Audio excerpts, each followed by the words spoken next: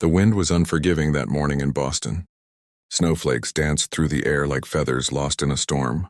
Outside a cozy cafe on Boylston Street, a young woman sat hunched on a bench, her coat tattered, her fingers purple from the cold.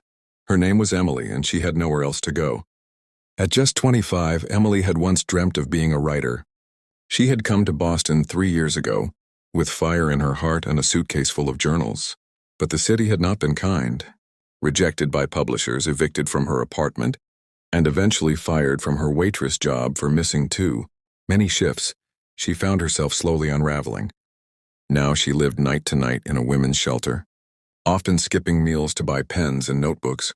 Writing, after all, was the only thing keeping her sane. Inside the cafe, people sipped their lattes and scrolled through their phones. Warmth glowed from behind the windows, while Emily sat like a forgotten painting outside. Then he noticed her.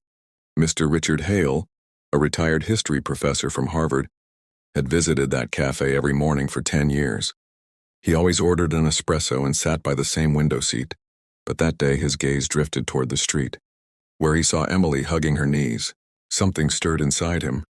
He stood up, grabbed his second coffee, which he never drank, and walked outside. "Miss," he said gently, "you look cold. Would you like this?" Emily looked up, startled. Her eyes were sunken, but there was a strange depth to them, like pages of a book unread for too long. I'm fine," she muttered, but her voice trembled. He extended the coffee. "Just take it. It's warm and free." She hesitated, then took it with both hands. "Thank you." "You're welcome." "I'm Richard," he said, sitting beside her despite the cold. "Emily, you're not from around here, are you?" "No, I moved from Maine." "What brought you to Boston?" "Writing," she said and looked away. "Or at least, the idea of it." Richard didn't push. He just sat there, quietly sipping his espresso as the snow fell. Then he said something that surprised her. "I used to teach storytelling. History is full of it. But it's the stories we never hear that often matter the most."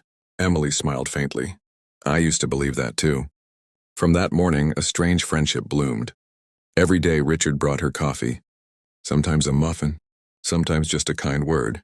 Emily would write all day in the shelter and meet him in the afternoon. He never asked too many questions. He just listened. One day she handed him a few pages. "Can you read this?" He took the papers home. That night under his reading lamp he wept. Emily's words were raw, real, poetic and painful. It was about loneliness, about hunger not for food but for being seen. He knew then that she wasn't just another lost soul. She was a writer in every sense. The next morning he handed the pages back. "Emily, this is powerful. You must keep writing." "But what's the point?" she whispered. "No one reads it." "I did, and that was enough." Days turned to weeks. Spring began melting the snow. Emily started smiling more. Her hands no longer shook when she held the pen. And Richard? He found a purpose again. One day she didn't show up. Richard waited an hour. 2. The bench was empty. Worried, he went to the shelter. "She left this morning," said the woman at the desk. Didn't say where. Panic crept in. He checked hospitals, no luck. For a week Emily was gone. Then on the 8th day she returned, pale, thinner but smiling. "I got a job," she said, tears in her eyes. "Just part-time at a bookstore. They even let me leave my writing on the counter for customers." Richard beamed. Then she reached into her coat pocket. "I wanted to give you this." It was a thin booklet stapled on the side. On the cover was her name, The Warmth of a Stranger's Heart by Emily Carter. He opened the first page. It began with, "He didn't know me. I was just a girl in the snow. But he gave me warmth. And from that I found the fire in myself again." That night Richard called in a favor. An old editor friend owed him one. A week later Emily received an email. It was from Beacon Street Press, a small independent publisher in Boston. They wanted to publish her collection of short stories. The day the book launched, the cafe held a small event. People came, some who had seen her on the bench, some who had read her words. She signed copies, her hand steady. And sitting in the front row, proud and teary-eyed, was Richard Hale. When someone asked her, "Who inspired you most?" she simply pointed at him and said, "He saw me before I could see myself." Years passed. Emily became a voice for the voiceless. She donated part of her book proceeds to shelters. She ran writing workshops for homeless youth. Her stories were taught in schools. And Richard?